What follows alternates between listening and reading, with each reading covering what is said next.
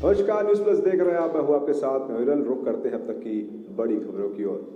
Corona vaccination का final rehearsal शुरू हो गया है।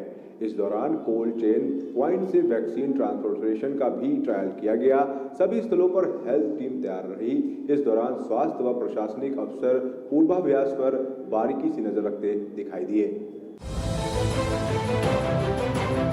16 जनवरी से कोरोना टीकाकरण की शुरुआत होगी। ऐसे में उत्तर प्रदेश में आज फाइनल ड्राई रन आयोजन किया गया है। ये ड्राई रन कुल 61 चिन्हित जगहों पर चलाया गया, जिसमें केजीएमयू, लोहिया और सिविल अस्पताल शामिल हैं। बात करें केजीएमयू की तो ये वैक्सीनेशन का सबसे बड़ा सेंटर होगा। फाइनल ड्राई रन में शासन प्रशासन की तैयारियों को अंतिम रूप दिया जा रहा है, क्योंकि कोरोना टीकाकरण इसके तुरंत बाद शुरू हो जाएगा।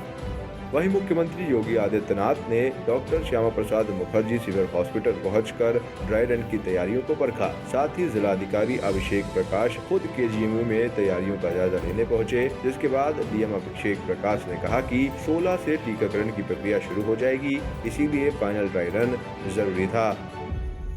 11 जनवरी को जो तीसरा ड्राई रन है जनपद लखनऊ में, ये 100% हर केंद्र पे किया जा रहा है। तो जनपद लखनऊ में 61 केंद्र हैं जिन पे फर्स्ट फेज में वैक्सीनेशन होगा, जिसमें हमारे health workers, doctors, paramedic staff ये लोग रहेंगे, जिनका डेटा लगभग 51,000 है जनपद लखनऊ में, जो और सब कुछ ऑनलाइन फीड हो चुका है।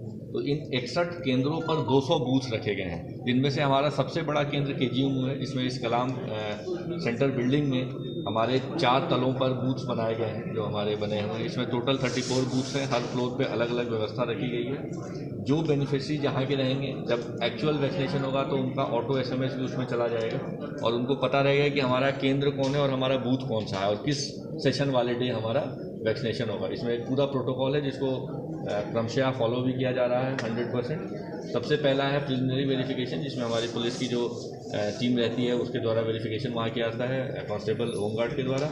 सेकेंड स्टेप होता है वो वेटिंग एरिया में आ जाते हैं अपने संबंधित बूथ के। उस वेटिंग एरिया में वो रहते हैं, वहाँ से फिर क्रमबद्ध तरीके से वो वैक्सीनेशन काउंटर जो पॉइंट है वहाँ पे पहुँचते हैं, जो तीसरा मोस्ट इंपॉर्टेंट स्टेप है। वहाँ पे उनका ऑनलाइन अपलोडिंग एंड वेरिफिकेशन के बाद वैक्सीनेशन होता है। एंड फिर चौथा बहुत इंपॉर्टेंट अंग है ऑब्जर्वेशन रूम। यहाँ पर प्रत्येक व्यक्ति को वैक्सीनेशन के बाद आधे घंटे ऑब्जर्वेशन रूम में बैठना होता है, जहाँ पे हमारे मेडिकल स्टाफ भी हैं। और आखिरी स्टेप जो रहेगा, ऑब्जर्वेशन रूम के बाद आराम से अपने घर जा सकते हैं। और in the case of emergencies हमने AEFI की जो 100% प्रोटोकॉल और मानक है उसके अनुरूप व्यवस्था भी सुनिश्चित की।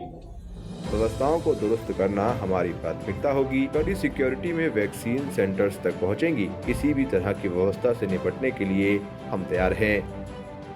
ही गया जिसका पूरी देशवासियों को इंतजार था। जी हाँ, 16 तारीख से कोरोना का टीकाकरण की शुरुआत की जा रही है, जिसको लेकर तैयारियां पूरी तरीके से जोरों पर हैं। आज उत्तर प्रदेश में फाइनल ड्राई रन की तैयारी की गई है और आज अगर राजधानी लखनऊ की बात करें तो राजधानी लखनऊ में कुल 61 जगहों पर ड्राई रन की प्रक्रिया जारी है। इस वक्त हम लोग केजीएमयू के कलाम सेंटर में मौजूद हैं, जहाँ की तस्वीरें हम आपको दिखाना चाहेंगे कि देखिए साफ तौर पर ये वेटिंग एरिया है। यहाँ पर जो टीकाकरण कराने आएंगे वो यहाँ पर वेट करेंगे और अपनी बारी का इंतजार करेंगे। उसके बाद जब उनका नाम बुलाया जाएगा तो उसके बाद वो बाहर आएंगे। और ये जो इलाका है, ये एरिया पूरी तरीके से वैक्सीनेशन का है, जहाँ पर जो डॉक्टर्स की टीम है वो पूरी तरीके से मुस्तैद खड़ी है। आप साफ तौर पर तस्वीरें देख सकते हैं कि किस तरीके से पूरी प्रक्रिया को अंजाम दिया जाएगा, क्योंकि लगातार अगर बात करें तो पूरी दुनिया इस चीज़ का इंतजार कर रही थी। और अगर राजधानी वासी की बात करें या भारतवासियों की बात करें तो इस दिन का लोग बेसब्री से इंतजार कर रहे थे कि कब से जो टीकाकरण की शुरुआत है वो होगी। हम आपको तस्वीरें दिखाएंगे, पूरी तस्वीरें कि किस तरीके से जो प्रक्रिया है वो प्रक्रिया होगी। और ये वो कार्ड है जिस कार्ड को अगर आप देखें तो किस तरीके से यहाँ पर लाभार्थी का नाम, मोबाइल नंबर, पुत्र, पता, ये सब चीज़ें इसमें भरी जाएगी। और ये जो कार्ड है वो वापस उसको दिया जाएगा जो टीकाकरण कराने आएगा। आप तस्वीरें देख सकते हैं कि जो पूरी प्रक्रिया है वो प्रक्रिया किस तरीके से यहाँ पर कराई जाएगी। वैक्सीनेशन की प्रक्रिया इस तरीके की होगी कि जो डॉक्टर्स की टीम है वो पूरी तरीके से यहाँ पर मुस्तैद खड़ी है। और अगर बात करें प्रशासन की तो प्रशासन के आला अधिकारी भी समय समय पर आकर यहाँ पर निगरानी कर रहे हैं। और बात करें मुख्यमंत्री की तो खुद मुख्यमंत्री भी अलग अलग जगहों पर जाकर इस ड्राई रन की प्रक्रिया का जायज़ा ले रहे हैं। बहरहाल अगर बात की जाए नोडल अफसर की तो डीएम अभिषेक प्रकाश भी यहाँ पर कुछ देर पहले पहुँचे थे, जहाँ पर उन्होंने व्यवस्थाओं का जो है वो जायज़ा लिया था। और ये तस्वीरें हम आपको दिखा सकते हैं, केवल और केवल आप न्यूज़ प्लस के ही चैनल पर देख सकते हैं कि किस तरीके से जो पूरी प्रक्रिया है उस प्रक्रिया को अंजाम दिया जाएगा। और जो वैक्सीनेशन की प्रक्रिया कही जा रही है, जिसको लेकर बेसब्री से हर कोई इंतज़ार कर रहा था, वो आखिरकार शुरू कर दी गई है। और 16 जनवरी से पूरे टीकाकरण की प्रक्रिया शुरू कर दी जाएगी। बहरहाल अब देखना ये होगा कि 16 जनवरी से क्या प्रशासन की मुस्तैदी रहती है। 16 जनवरी से इसका शुभारंभ हो जाएगा और देखने वाली बात ये होगी कि आखिर किस तरीके से जो जनता है उसको इस टीकाकरण का लाभ मिलता है। राजधानी लखनऊ से न्यूज़ प्लस के लिए अभिषेक पांडे।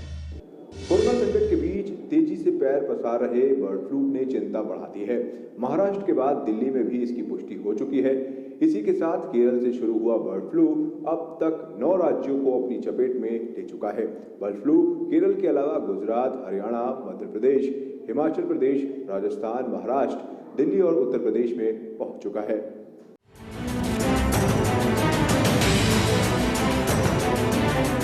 कोरोना गया नहीं, बर्ड फ्लू का संकट बड़ा होता जा रहा है। देश में अब तक 9 राज्यों में बर्ड फ्लू की पुष्टि हो गई है, जिसमें नया नाम दिल्ली का भी आ गया है। दिल्ली में भी बर्ड फ्लू की पुष्टि हुई है। जानकारी के मुताबिक संजय झील की बतख और मयूर विहार के पार्क के कौओं में बर्ड फ्लू पाया गया है, जिसके बाद दिल्ली से जालंधर भेजे गए 8 सैंपल पॉजिटिव पाए गए हैं। उत्तर प्रदेश में कानपुर के चिड़ियाघर में मरे पक्षियों के सैंपल पॉजिटिव आने से लखनऊ तक हड़कंप है। इसके अलावा दिल्ली में बर्ड फ्लू की पुष्टि हुई है। इससे पहले मध्य प्रदेश, राजस्थान, गुजरात, हिमाचल प्रदेश, हरियाणा और केरल में बर्ड फ्लू के मामले सामने आ चुके हैं। यूपी में बर्ड फ्लू की एंट्री कानपुर से हुई, जहां चिड़ियाघर में 4 मरे पक्षियों की रिपोर्ट पॉजिटिव आई है। इसके बाद चिड़ियाघर को सील कर दिया गया है। कानपुर चिड़ियाघर में 2 दिनों में 10 पक्षी मरे मिले। अब उस बाड़े के सभी पक्षियों को मारने के आदेश भी दिए गए हैं। कानपुर प्रशासन ने पूरे इलाके को रेड जोन घोषित कर दिया है, जहाँ लोगों के आने पर भी मनाही है।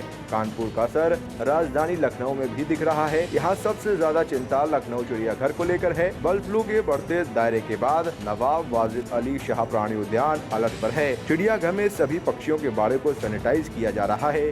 अंदर बाहर चूना छिड़का जा रहा है। इतना ही नहीं, पक्षियों के खाने में खास सावधानी भी बरती जा रही है। एहतियातन खाने में विटामिन और मिनरल की मात्रा बढ़ा दी गई है। देश इस समय कोरोना का कहर झेल रहा है। इस बीच एक नया खतरा देश पर मंडरा रहा है। अभी तक कुल 9 राज्यों में बर्ड फ्लू पाया गया है। वहीं सभी राज्यों में बर्ड फ्लू के खतरे को देखते हुए एडवाइजरी भी जारी कर दी गई है। Bureau report, news plus. Corona काल में एक ऐसा वक्त गुजरा जहां पर कई जरूरतमंद लोगों को वाकई में जरूरत थी, जिनके लिए कई सारे लोग ऐसे उभर कर सामने आए जिन्होंने उनकी हर संभव मदद की। उसी कड़ी में वॉकार्ड फाउंडेशन ने समाज के प्रतिष्ठित व्यक्ति जो कि कोरोना काल में कोरोना वॉरियर्स बनकर उभरे हैं, उनका सम्मान करने का बीड़ा उठाया है। और रिपब्लिक डे यानी कि 26 जनवरी के दिन उन सभी कोरोना वॉरियर्स को रिपब्लिक कोरोना अवार्ड से नवाजा जाएगा। वॉकार्ड फाउंडेशन उन सभी डॉक्टर्स, नर्सेस, पुलिस महकमा, बिजनेसमैन, एक्टर्स, डिजाइनर, एनजीओ और तमाम ऐसे प्रतिष्ठित व्यक्तियों का सम्मान करेगा। 26 जनवरी यानी कि रिपब्लिक डे को कोरोना वायरस अवार्ड से उन्हें मुंबई में सम्मानित किया जाएगा। देखिए हमारी ये खास रिपोर्ट।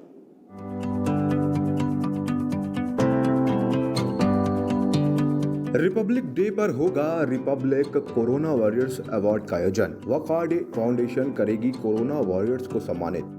कोरोना जो कि एक वैश्विक बीमारी साबित हुई, जिसने पूरे विश्व में तहलका मचा दिया। हमारे भारत में भी इसका भय व्याप्त हुआ, पर दूसरे देशों की तुलना में हम बहुत सजग रहे। हमारे यहाँ इस पैंडेमिक का हर स्तर पर मुकाबला किया गया। समाज के हर वर्ग, हर स्तर का व्यक्ति इस कोरोना की लड़ाई में साथ खड़ा हुआ। ऐसे व्यक्ति जो कि कोरोना की लड़ाई में हमेशा आगे खड़े रहे, उनका सम्मान होना ही चाहिए। वॉकार्ड फाउंडेशन लाइफ विंस ने समाज के प्रतिष्ठित व्यक्ति जो कोरोना काल में कोरोना वॉरियर्स बनकर उभरे, उनका सम्मान करने का ठान ली। वॉकार्ड फाउंडेशन लाइफ विंस फाउंडेशन के सीईओ डॉक्टर हुजैफा खोराकीवाला ने इस बारे में बताया कि उन्होंने अलग अलग तबके से जुड़े हर व्यक्ति को ढूंढ निकाला जो इस कोरोना काल में कोरोना वॉरियर्स बनकर सामने आए हैं। हर वो प्रतिष्ठित व्यक्ति जो अपनी जिंदगी की परवाह किए बिना दूसरों की जिंदगी में रोशनी की किरण बनकर उभरे। वॉकार्ड फाउंडेशन उन सभी डॉक्टर्स, नर्सेस, पुलिस महकमा, बिजनेसमैन, एक्टर्स, डिजाइनर, एनजीओ और तमाम ऐसे प्रतिष्ठित व्यक्तियों का सम्मान 26 जनवरी को रिपब्लिक कोरोना वॉरियर्स अवार्ड से मुंबई में सम्मानित करेगी। उत्तर प्रदेश के प्रतिष्ठित लखनऊ यूनिवर्सिटी ने स्टूडेंट को नए साल पर खास तोहफा दिया है। लखनऊ विश्वविद्यालय ने स्टूडेंट्स के लिए कर्मयोगी स्कीम की शुरुआत की है। जानते हैं क्या है ये स्कीम, इससे स्टूडेंट को क्या फायदा होगा, इस रिपोर्ट को देखते हैं।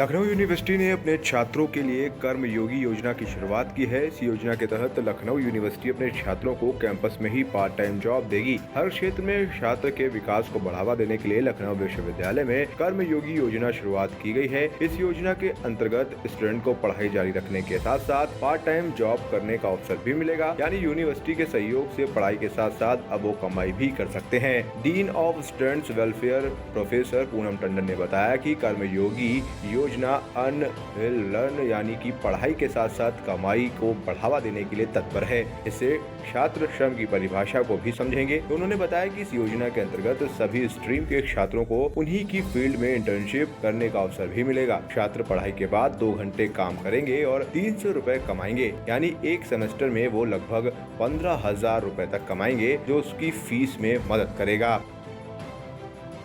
कर्मयोगी योजना है लखनऊ विश्वविद्यालय की। बेसिकली इसका जो मोटो है अर्न वाइल यू लर्न, यानी कि जब आप पढ़ाई कर रहे हैं तब आप थोड़ी कमाई भी कर सकते हैं। तो इसका मेन मोटो है कि जो हमारे छात्र यूनिवर्सिटी में आता है उसको थोड़ा सा वर्क एक्सपीरियंस मिले, वो थोड़ा सा फाइनेंशियली आत्मनिर्भर बने। और तीसरा इसका एक और मोटो जो है जो श्रम है, श्रम का जो है उसकी वो रिस्पेक्ट करना भी इससे सीखे। उसके साथ में उसकी जो पर्सनैलिटी डेवलपमेंट है, पर्सनैलिटी के कुछ आस्पेक्ट्स हैं वो भी इससे निखर के आएंगे। जैसे कि इसके अंतर्गत जो हमारा कंप्यूटर साइंस का बच्चा है वो हमारी वेबसाइट में हेल्प कर सकता है, मास कम्युनिकेशन का बच्चा है तो हमारे मीडिया सेल में हेल्प कर सकता है, सिविल इंजीनियरिंग का बच्चा है तो हमारे वो वर्क्स डिपार्टमेंट में कुछ हेल्प कर सकता है, लाइब्रेरी साइंस का बच्चा है तो हमारी लाइब्रेरी में कुछ हमारी हेल्प कर सकता है, कुछ काम कर सकता है। तो इसमें बच्चा अपनी पढ़ाई आवर के बाद 2 घंटा रोज काम करेगा और उसको 150 रुपीज़ पर आवर के हिसाब से पेमेंट मिलेगा, यानी कि पर डे उसको 300 रुपीज़ और मैक्सिमम 50 डेज़ उसको हम पार्ट टाइम जॉब देंगे। इसका मतलब कि एक सेशन में 15,000 रुपीज़ अर्न कर सकता है, जो कि उसकी फ़ीस में एक अच्छा कंट्रीब्यूशन है और उसका पॉकेट मनी है, उसकी फ़ीस है, वो इससे निकल सकती है। ये बता दें कि कर्मयोगी योजना से छात्र 50 दिन इंटर्नशिप कर सकेगा, जिससे उसे श्रम की परिभाषा समझ आएगी। साथ ही छात्र को पर्सनालिटी डेवलपमेंट भी इंक्रीज होगा। खास बात यह है कि लखनऊ यूनिवर्सिटी कर्मयोगी योजना के तहत छात्रों को काम करने के लिए 150 रुपए प्रति घंटे के हिसाब से सैलरी भी देगी। योजना के अंतर्गत जो छात्र जिस फील्ड में स्पेशलाइज हैं, जैसे जो अकाउंट्स के बच्चे हैं वो अपने समय से 2 घंटे निकाल के 4 बजे के बाद अपना थोड़ा समय दे सकते हैं, जिससे उनको पढ़ाई के साथ साथ कुछ ना कुछ अर्न करने का भी मौका मिलेगा। तो इससे छात्रों का यूनिवर्सिटी के प्रति रुझान भी बढ़ेगा और उन्हें पढ़ाई के साथ साथ अर्न करने का भी मौका मिलेगा। क्या लगता है आपको ये स्कीम कितना ज़रूरी थी आप लोगों के लिए? ये स्कीम इसलिए ज़रूरी थी कि छात्र सिर्फ उनका जो विकास हर तरफ हो, सिर्फ पढ़ाई उनके साथ ना रह जाए, इसलिए यह स्कीम बहुत ही ज़रूरी थी। कर्मयोगी स्कीम जो है वो छात्रों के लिए बहुत ही ज़्यादा हितकर है। पढ़ाई के साथ साथ हमें एक नए क्षेत्र में भी कार्य करने का मौका मिलेगा। कर्मयोगी स्कीम के थ्रू हम लोग यूनिवर्सिटी के अंदर ही अपने पढ़ाई के साथ साथ अपने काम को भी आगे चला सकते हैं और ये सभी स्पेशलाइजेशन है और मेनली हमें इसमें जो कार्य करना है वो अपने अपने क्षेत्र में कार्य करना है। इसमें हमें सिर्फ और सिर्फ विश्वविद्यालय को 50 दिन देने हैं, जिसके लिए हमें विश्वविद्यालय 15,000 रुपये भुगतानित करेगा। इसका मतलब यह है कि हमें 1 घंटे का 150 रुपये मिल रहा है विश्वविद्यालय की तरफ से, सिर्फ विश्वविद्यालय में काम करने के लिए। छात्रों के ओवरऑल डेवलपमेंट के लिए अब लखनऊ यूनिवर्सिटी में कर्मयोगी स्कीम की शुरुआत कर दी गई है। इस स्कीम के तहत अब छात्र जो है 50 दिन की इंटर्नशिप कर सकेंगे और इस इंटर्नशिप में वो पर डे 300 रुपये कमा सकेंगे। अगर बात करें लखनऊ विश्वविद्यालय की, तो इस स्कीम के तहत जो छात्र हैं उनका ओवरऑल डेवलपमेंट तो होगा ही, साथ ही साथ उनको श्रम की परिभाषा भी समझ में आएगी। अगर बात करें dean of student welfare professor Poonam Tandon की, तो उनके मुताबिक ये जो स्कीम है इससे छात्रों का जो पर्सनैलिटी डेवलपमेंट है वो निखरेगा, साथ ही साथ उन्हें परिश्रम की परिभाषा भी समझ में आएगी और जो उन्हें पैसे मिलेंगे उससे वो अपनी फीस भी पे कर सकेंगे। अगर बात करें इस स्कीम की, तो इस स्कीम के तहत पढ़ाई के बाद 2 घंटे का कार्य करना रहेगा और इससे उनको पर डे 300 रुपये मिलेंगे। बहरहाल अब ये स्कीम स्टूडेंट्स के लिए कितनी लाभदायी होगी ये देखने वाली बात होगी, क्योंकि अगर बात करें बेरोज़गारी की, तो लगातार उत्तर प्रदेश में बेरोज़गारी का दर बढ़ता जा रहा है, जिसको लेकर तमाम विपक्षी पार्टियां भी योगी सरकार को घेरे में ले रही हैं। ऐसे में ये स्कीम ज़रूर बेरोज़गारी दर से उत्तर प्रदेश को छुटकारा दिलाएगी। राजधानी लखनऊ से न्यूज़ प्रेस के लिए अभिषेक पांडे। कानपुर में अधिवक्ता कल्याण संघर्ष समिति द्वारा कल्याण निधि की राशि को 5 लाख रुपए से 10 लाख रुपए किए जाने की मांग को लेकर मुख्यमंत्री के नाम ज्ञापन जिलाधिकारी को सौंपा गया। इसमें अधिवक्ताओं ने सीएम योगी पर वादा खिलाफी का आरोप भी लगाया और कलेक्ट्रेट सभागार में जमकर नारेबाजी करते हुए प्रदर्शन किया। कल्याण निधि 10 लाख करो, 10 लाख पूरी करो, कल्याण निधि 10 लाख करो, वादा निभाओ, योगी जी वादा निभाओ, करो। अधिवक्ता एकता जिंदाबाद, कल्याण योगी जी वादा निभाओ, कल्याण निधि करते हुए हम अधिवक्ताओं को अनुग्रहित करें।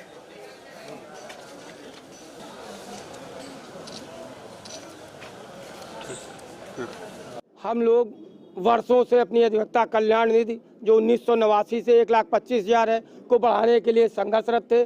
संघर्ष से कम में विधानसभा चुनाव से पूर्व भारतीय जनता पार्टी ने ये अपने लोक कल्याण संकल्प पत्र के माध्यम से वादा किया था कि हमारी सरकार बनी तो हम अधिवक्ता कल्याण निधि 5 लाख करेंगे, जो अभी तक नहीं की गई। रुपए के अवमूल्यन और बढ़ी हुई महंगाई को देखते हुए आज हमने वादा पूरा करें और कल्याण निधि अब 10 लाख करें। इसके लिए मुख्यमंत्री जी को संबोधित ज्ञापन अभी यहाँ पे दिया है। किस तरह का विरोध कर रहे हैं? अभी तो ज्ञापन दिया है और वादा अगर नहीं निभाया गया तब हम लोगों को विरोध होगा, संघर्ष होगा, जो यहाँ संपूर्ण उत्तर प्रदेश में होगा, जिसकी जिम्मेदारी उत्तर प्रदेश सरकार की होगी। माँ जगत जननी, जिनकी आराधना से जीवन में सुख और समृद्धि आती है, जिनके दर्शन मात्र से सारे दुख दूर हो जाते हैं। आज हम आपको दर्शन कराने ले चल रहे हैं माँ सुरकंडा देवी के दर्शन के लिए। ऐसी मान्यता है कि माँ सुरकंडा देवी के दर्शन करने से 7 जन्मों के पापों से मुक्ति मिलती है। देखिए कि किस तरीके से पापों से मुक्ति मिलती है माँ के दर्शन मात्र से।